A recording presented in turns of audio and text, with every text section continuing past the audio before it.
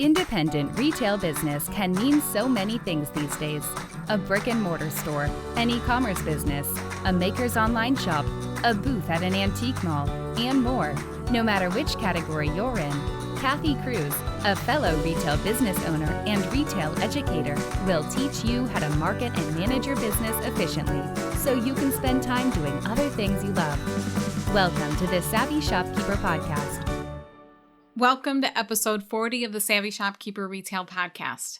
This is the second episode of a three-part series, How Retailers Can Tackle Fear in the Fourth Quarter of 2020, The Fear of Selling. I'm your host, Kathy Cruz. So my intention for this episode is to inspire all types of shopkeepers to sell and generate revenue.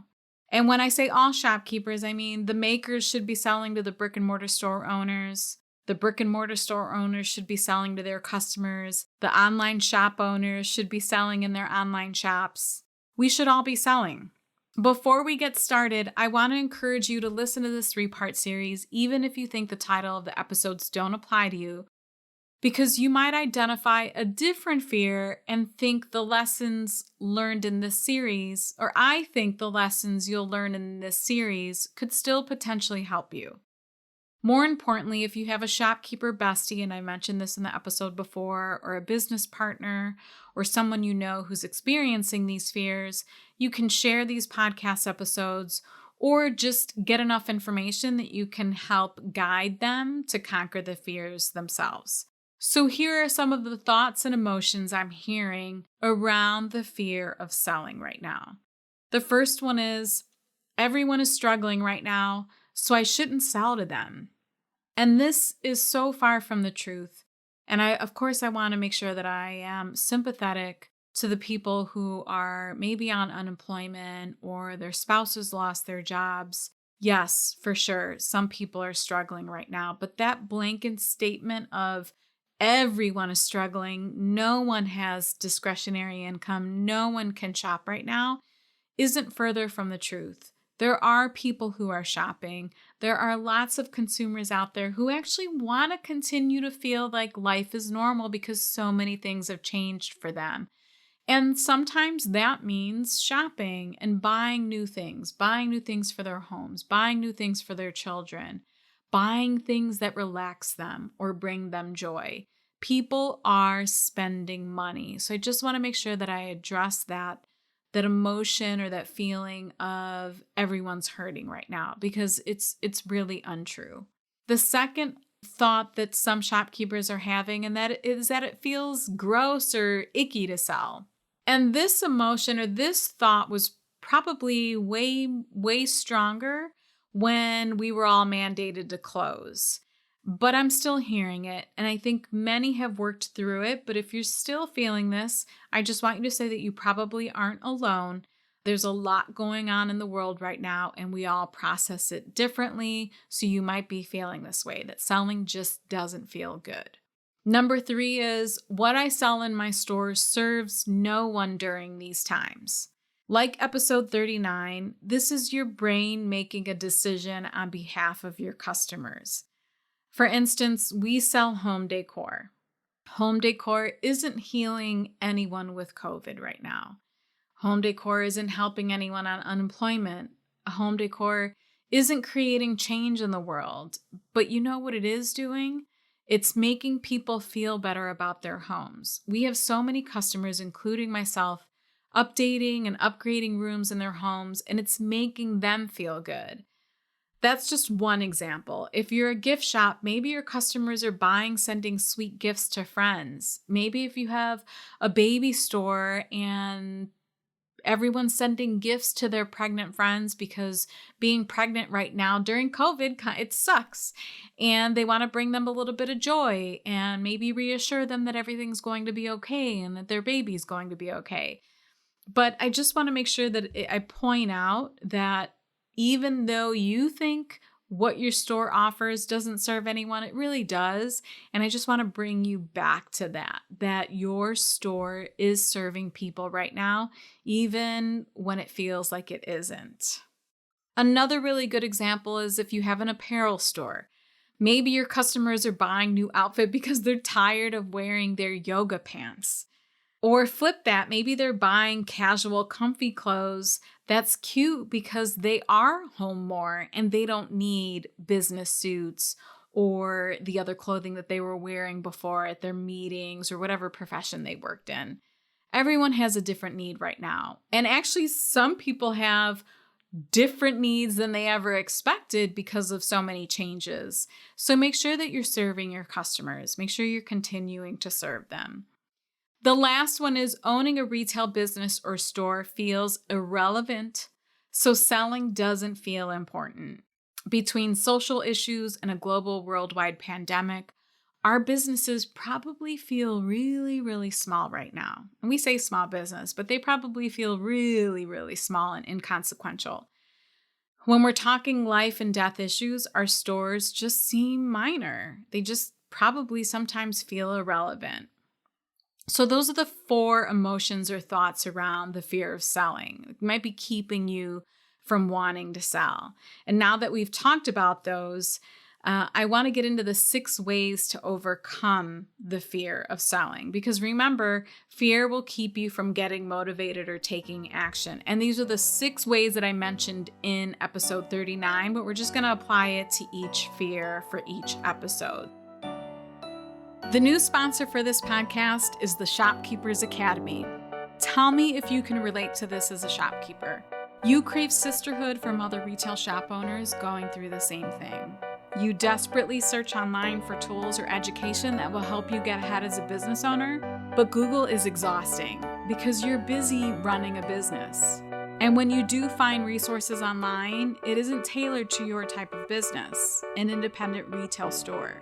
You need the guidance of lessons and information that empower you to keep your business afloat, or better yet, thriving in this stressful world.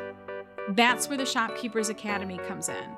The Shopkeepers Academy is an online platform that was built specifically for independent retail business owners. It's a one-stop shop to sign up for education and community. Whether you want to grab an affordable ebook like a 9-page shipping guide, or get access to a comprehensive list of lessons by subscribing to the Shopkeepers Learning Lab, or if you want to join Master Shopkeepers, and that's a paid mastermind group of brick and mortar store owners, you'll know that every option in the Academy was designed for you, the independent retail business owner. I want to help all brick and mortar retailers work less and profit more. Is this what you want too? Visit shopkeepersacademy.com for more information. These are the 6 ways to overcome your fear of selling. The first one is to identify the fear. And we've identified it. And just, in the past few minutes, I've talked about the emotions or thoughts that come with it. And you may not have even realized that this was going on in your head, not being inspired to sell. You may feel like I've been in this weird place, but I didn't know what it was. And now you might have identified it. That's really important because sometimes we get into a funk or we're in a weird place and we don't know why. So I hope for some of you, this has highlighted what has been going on for you, maybe over the past month, maybe for the past 6 months. Now that you've identified it, let's move on to the things that you can do to overcome it. The next step is realizing it's not all about you. Remember, it's about serving your customers. That's why you started this business. And maybe it's just a matter of reminding yourself of how much joy it brings you to serve them. Bringing them joy brings you joy, and sometimes we need to be reminded about that. Number 3 is determine the worst case scenarios. Unfortunately, the worst case scenarios, if you don't start selling, is that you're not going to generate enough revenue to pay the bills. And if you don't pay the bills and you're not generating enough revenue, you could potentially go out of business. I don't want to see that. So I want to move forward and I want to inspire you to take action. The next one is focus on your why. Your why most likely goes beyond your customers. And I talked about this in episode 39. It's about your livelihood, your family, your kids. Setting a good example for your daughter, if you have a daughter, and showing her what's possible, that she can also be an entrepreneur. Your why can be so many things. So maybe shift from high level, where the world is falling apart, to low level, where you tell yourself, I started this retail journey because ... whatever it may be. And it's okay that I continue to provide value. Number 5 is to take action. This one is so important, and I keep talking about it. But the one thing that I've learned is taking action will really push you past fear. So particularly around the fear of selling, because if you don't generate revenue, it can hurt your business. So find the ways, maybe come up with a list of ideas or maybe a list of promotions or something that helps get you inspired to sell again. Maybe it's something fun. Maybe it's a promotion combined with a giveaway, because giving a gift right now would feel really good. You can pair the two together. No one says that you have to give everything away, and no one says that you can't make money right now. Of course, the topic of this episode is to sell, but if what generates the inspiration or sparks the selling in you again is to maybe do a giveaway, do something kind, do something sweet, go ahead and do that. And then the last one is find your support system. In episode 39, I mentioned the Savvy Shopkeeper communities. But in this instance, if the fear runs deep and it's extremely personal or an emotional trigger, you can also find support in a business bestie or one-on-one coaching. So I just want to make sure that when I talk about support systems can come in a variety of ways. Maybe it's the bigger communities. Maybe it's the one-on-one interactions. But go ahead and find your support system so that you can continue with your business and find joy in your business. I think that's the biggest thing that I want shopkeepers to take away from this series, is to find the joy again, because so much of that has been taken or feels like it's been taken away. So if this is where you're stuck and you're a Shopkeepers Lab subscriber, I just want to mention that there's an episode or a video lesson in the Reopen with Confidence module. The lesson was recorded by Courtney Van Etta of Veritas, and I'll have the lesson linked in the show notes of this episode. But her lesson was titled Desired-Based Sales: How the Influential Woman Exchanges Abundantly. And I just want to say this again. Desired-based sales: How the Influential Woman Exchanges Abundantly. If you are experiencing any of these emotions, thoughts, fears around selling, and you're a lab subscriber, I am going to tell you to run. Don't walk. Run to watch this lesson. I believe this was the #1 rated lesson in the Reopen with Confidence series. And if you don't know what that is, it was a series of around 12 video lessons where I asked a variety of experts to come in and record 20-minute lessons for the women in our communities, or the men too. I don't know if any of the men watched it, but for the shopkeepers in our communities, to help them prepare to open. But I want to add that the lessons in the Reopen with Confidence series are so many of them are timeless. You can watch them next year, in 5 years, and they will still apply to shopkeepers. But again, if this particular fear, the fear of selling, it's triggered something in you, or there's something off around this particular topic, go watch Courtney's lesson if you're a lab subscriber. To summarize, selling is simply exchanging value, and you provide value to your customers. Go ahead and keep providing value, keep creating your own magic, and gift your customers the ability to receive value. If you're wondering what the Shopkeepers Lab is, it's an online library filled with lessons, videos, documents, worksheets, workbooks, and it's all designed to make running your retail business easier. It's a monthly subscription, there's no long-term commitment, and you get access to the Shopkeepers Lab Facebook group too. And I just want to mention that in case you heard me talk about Courtney's lesson and you're wondering where that is and what that's all about. It's a monthly subscription, pretty simple, but you get access to a ton of information and a Facebook group filled with other shopkeepers who are super supportive, encouraging, and happy to share tips and information too. So if you want to see the show notes to this episode or find links to anything that I mentioned, including Courtney's lesson, visit my blog at savvyshopkeeper.com/episode 40. That's savvyshopkeeper.com/episode 40. And if you feel this episode could help a friend or someone you know, please share it or leave a review. I know these episodes can help so many other shopkeepers. Sharing and leaving reviews on the Apple Podcast app is one of the best ways that I can reach many other small business owners. It's almost like social media. The more engagement I get on the podcast app, the more it will get shown to other retailers looking for similar podcasts. And I know this is happening because I've been having conversations with the new members of Master Shopkeepers, and I've been asking them, how did you learn about Savvy Shopkeeper? How did you learn about me?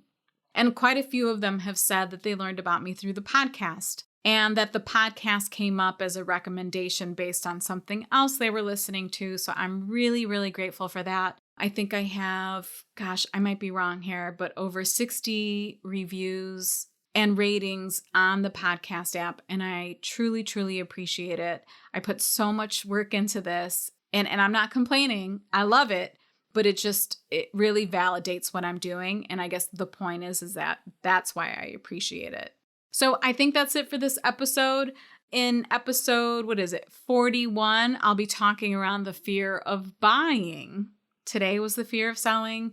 The next episode is the fear of buying, because I know a lot of retailers are holding back and they're not quite sure what to buy for Q4. They're not sure how much to buy, and I don't have a magic wand, and I can't fix that for everyone, but I do have some helpful tips, some suggestions, some things that you can do to help you get out of that rut. It's the same thing that I talked about in episode 39. Fear will almost sometimes convince you that you're confused. And you're not confused. You actually have resources and tools and things that can help you plan and prepare for Q4.